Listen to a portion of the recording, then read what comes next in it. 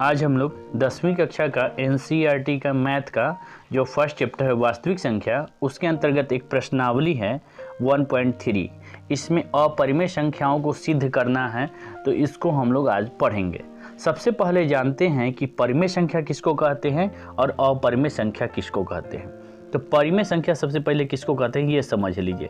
परिमेय संख्या होता है वैसी संख्या जिसको P/Q के रूप में लिखा जाता है, उसको हम लोग परिमेय संख्या कहते हैं। जैसे 2/3 हो गया, उसके बाद से 2/1 हो गया, ये सब संख्या क्या हुआ, परिमेय संख्या होता है। फिर परिमेय संख्या में और भी आता है, ये परिभाषा के रूप में हुआ, लेकिन आपको परिभाषा से हट के बता रहे हैं कि वैसी संख्या जिसका वर्गमूल हो, जैसे √4, √9, ये सभी संख्याएं क्या होंगी, तो परिमेय संख्या होंगी, क्योंकि √4 का वर्गमूल कितना हो जाएगा, 2, फिर √9 का वर्गमूल कितना हो जाएगा, 3। तो ये सब क्या हो गया, परिमेय संख्या हो गया।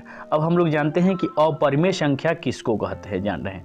अपरिमेय संख्या तो वैसी संख्या जिसको हम लोग P/Q के रूप में नहीं लिखते हैं, P/Q के रूप में नहीं लिख सकते हैं, वैसी संख्या को क्या कहते हैं, अपरिमेय संख्या कहते हैं। उदाहरण के लिए अब देखिए, जैसे ये तो परिभाषा हुआ, लेकिन हम लोग समझते हैं कि अपरिमेय संख्या होता कौन है। वैसी संख्या जिसका वर्गमूल ना हो, जैसे √2 हो गया, √5 हो गया, √7 हो गया, ये सब संख्याओं का वर्गमूल नहीं होगा, तो ऐसी संख्याओं को हम लोग क्या कहेंगे, अपरिमेय संख्या कहेंगे। अब देखिए, अगर अपरिमेय संख्या परिमेय संख्या के साथ मिलता है तो क्या होगा।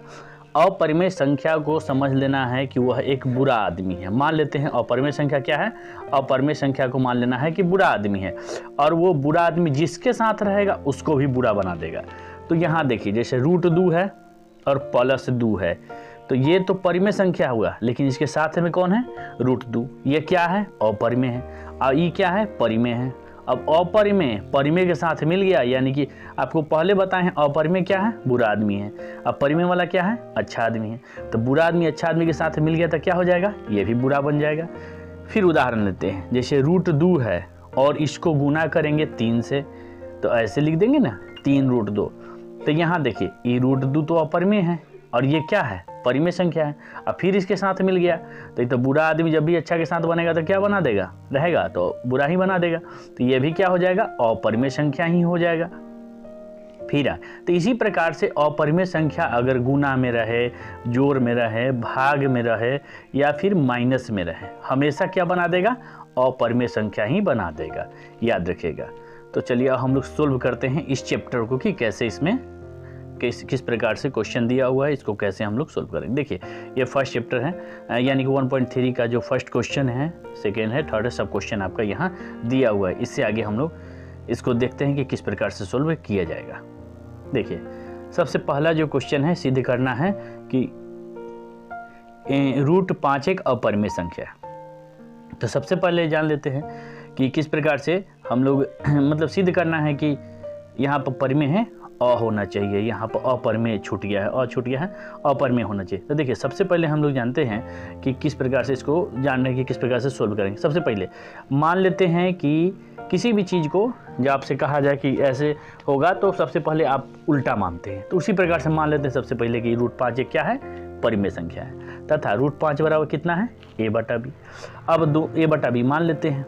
अब दोनों ओर वर्क करते हैं, √5 का भी और फिर कितना, a/b का भी, दोनों की तरफ के वर्क करते हैं, तो क्या हो जाएगा, देख सकते हैं, √5 का स्क्वायर कितना होगा, 5, और इधर a²/b² होगा ही जब ब्रैकेट हटाएंगे तो। इसके बाद देखिए क्या होता है।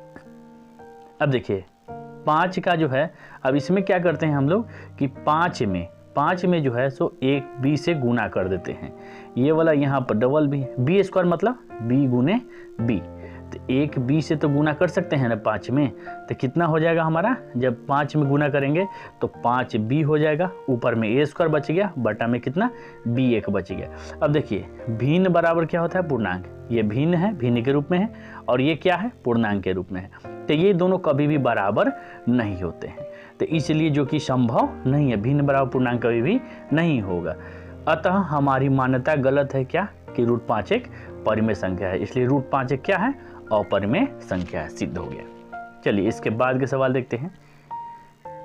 सिद्ध करना है कि 3 + 2 √5 एक क्या है, अपरिमेय संख्या है। तो मान लेते हैं कि 3 प्लस, फिर उसका उल्टा ही मानेंगे कि मान लेते हैं कि 3 + 2√5 एक परिमेय संख्या है और 3 + 2√5 बराबर कितना मान लेते हैं, a/b मान लेते हैं। अब देखिए 3 को इधर भेज देंगे, इधर प्लस के चिन्ह में, जब बराबर के बाद जाएगा तो क्या हो जाएगा, माइनस हो जाएगा। अब देखिए इसके बाद से क्या होगा कि 2√5 बराबर कितना हो गया कि a/b और माइनस में कितना है 3।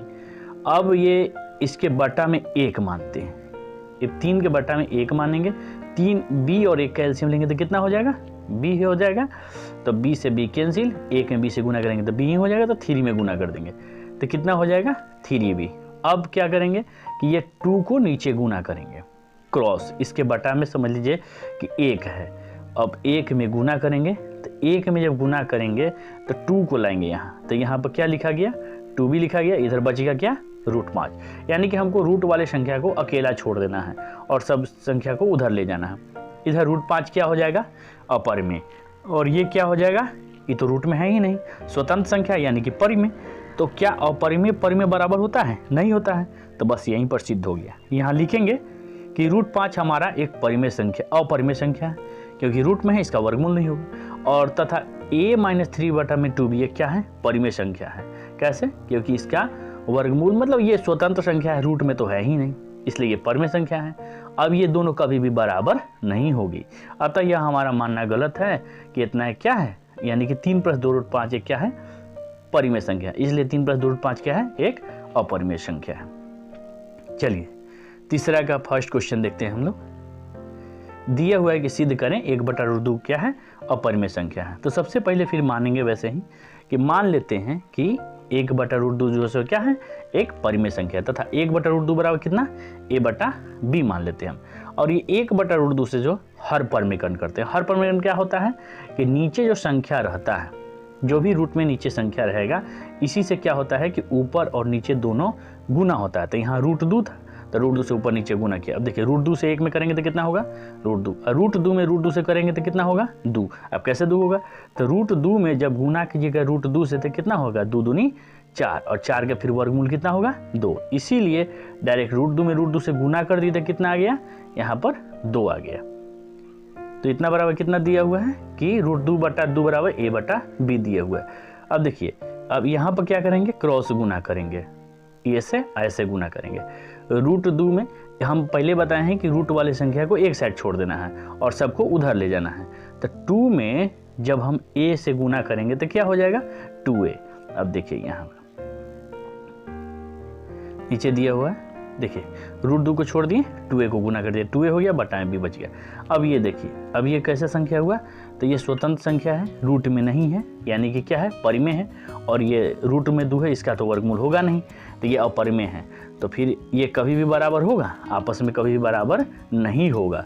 तो फिर जब आपस में बराबर नहीं होगा तो फिर हमारा मानना क्या हो जाएगा, गलत हो जाएगा। क्या, क्यों गलत हो जाएगा, कि गलत हो जाएगा कि इसका वर्गमूल नहीं है, तो इसलिए यह क्या हो गया, परिमेय संख्या नहीं रहा, यानी कि यह एक क्या हो गया, अपरिमेय संख्या हो गया। चलिए इसके बाद 3 का 2 नंबर देखते हैं। सिद्ध करना है कि 7√5 जो सो एक क्या है, अपरिमेय संख्या है। तो फिर इसके अपोजिट मानेंगे कि मान लेते हैं कि 7√5 क्या है, एक परिमेय संख्या है, ठीक है, 7√5 एक परिमेय संख्या, तथा फिर 7√5 बराबर कितना मान लेते हैं, a/b मान लेते हैं। अब इसमें 7 में आपको फिर ऐसे ही क्रॉस गुना करना है, यानी कि इसके बटा में 1 मान लीजिए और फिर गुना कर दीजिए। तो 1 में a से गुना करेंगे तो यहाँ पर क्या हो गया, a हो गया, और ये 7 में b से गुना करेंगे, 7 में जब b से गुना करेंगे तो नीचे 7 आ जाएगा। पहले आपको बता दें कि रूट वाला संख्या को एक साइड छोड़ देना है, एक साइड छोड़ दिया। अब देखिए इसके बाद से क्या होगा कि यहाँ पर √5 एक क्या हो जाएगा, अपरिमेय संख्या हो जाएगा, जबकि यहाँ पर यानी कि ये जो a/7b जो है तो क्या हो जाएगा, परिमेय संख्या हो जाएगा। तो क्या फिर ये दोनों कभी आपस में बराबर होगा, नहीं होगा। तो फिर यहीं से आगे देखते हैं, फिर यही लिखा गया है कि दोनों कभी भी आपस में बराबर नहीं होगा। तो फिर हमारा मानना क्या हो जा रहा है, गलत हो जा रहा है कि एक परिमेय संख्या है, इसलिए 7/5 क्या है, अपरिमेय संख्या है। चलिए इसके बाद के क्वेश्चन देखते हैं। 4 के सी में दिया हुआ है कि सिद्ध कीजिए 6 + √2 क्या है, एक अपरिमेय संख्या है। तो मान लेते हैं कि 6 + √2 क्या है, एक परिमेय संख्या। इसका अपोजिट मानेंगे, पहले ही बताया गया है कि जब भी रहता है तो उसके अपोजिट मानना है, कि मान लेते हैं कि एक परिमेय है, ठीक है। तथा फिर 6 + √2 बराबर कितना, a/b।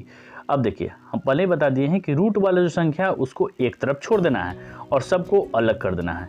तो यहाँ देखिए 6 के आगे कोई चिन्ह नहीं है, यानी कि छुपा हुआ चिन्ह क्या होता है, प्लस का, यहाँ प्लस है। तो बराबर के जब उस साइड भेजेंगे तो क्या हो जाएगा, माइनस में हो जाएगा। तो माइनस में ये 6 इधर आ गया, अब बच गया इधर अकेला √2। अब देखिए अब ये जो √2 है इसको छोड़ दे रहे हैं। अब यहाँ पर क्या हो जाएगा, इसके बटा में 1 मान ले तो b और 1 कैल्शियम कितना हो जाएगा, b हो जाएगा। तो फिर 1 में b से भाग देंगे तो b बचेगा, b में 6 से गुना कर देंगे कितना हो जाएगा, 6b हो जाएगा। अब देखिए फिर यहाँ पर ये √2 क्या हो गया, अपरिमेय, क्यों, क्योंकि इसका वर्गमूल नहीं होगा। और a - 6b क्या हो जाएगा, परिमेय हो जाएगा, क्यों, क्योंकि ये स्वतंत्र संख्या है, रूट में नहीं है। तो फिर क्या ये दोनों बराबर होगा आपस में, फिर क्या बराबर होगा, नहीं होगा। तो फिर यहीं से हो जाएगा सवाल कि हमारा मानना क्या हो जाएगा, गलत हो जाएगा। अब देखिए इसलिए ये बता दिया गया कि ये परिमेय है क्योंकि स्वतंत्र है, तो फिर हमारा मान ये दोनों आपस में बराबर भी नहीं होगा, तो फिर हमारी मान्यता गलत हो जाएगी, क्या है, परिमेय संख्या है। इसलिए यह एक क्या हो गया, अपरिमेय संख्या हो गया, ठीक है, अपरिमेय संख्या हुआ, सिद्ध हो गया। इस प्रकार से आपका 1.3। याद रखिएगा कभी भी परिमेय संख्या में अगर अपरिमेय संख्या √3 है, इसमें √3 2 ही जोड़ देते हैं तो भी ये क्या हो जाएगा, अपरिमेय ही रहेगा, ठीक है, अपरिमेय रहेगा। उसके बाद से अगर √3 है, इसमें जोड़ देने परिमेय संख्या 2, ये तो वर्गमूल में ही नहीं है, तो ये क्या हो जाएगा, फिर भी ये क्या रहेगा, अपरिमेय ही रहेगा। फिर क्या है कि अगर √3 है और इसमें गुना कर दे रहे हैं √2 से तो कितना हो जाएगा, 3 दूनी 6। अब इसका भी वर्गमूल नहीं निकलेगा, यानी कि ये भी क्या हो जाएगा, अपरिमेय ही हो जाएगा। इसके बाद से फिर देखिए अगर 2√7 लिखा हुआ है तो √7 तो अपरिमेय है ही, लेकिन ये परिमेय है, लेकिन फिर अपरिमेय जिसके साथ भी रहेगा उसको क्या बना देता है, अपरिमेय बना देता है। तो इस प्रकार से अगर आप सोल्व करेंगे तो ज़्यादा से ज़्यादा क्वेश्चन आपको सोल्व हो जाएगा। फिर से देखिए कि जैसे मान लीजिए वैसा संख्या जो पॉइंट में है लेकिन कट नहीं रहा है, 2.32 ऐसे कर करके लगातार है, तो जो नहीं कट रहा है, जो अशांत होता है, जिसको हम लोग जानते हैं ना अशांत, वो भी क्या होता है, अपरिमेय संख्या ही होता है।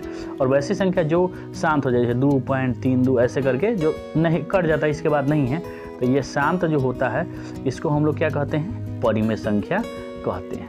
तो इस प्रकार से आपका कॉन्सेप्ट क्लियर हो गया होगा कि कौन परिमेय कौन संख्या हो जाता है, इसको कैसे पहचाना जाता है, और परिमेय कौन सा संख्या होता है इसको कैसे पहचाना जाता है।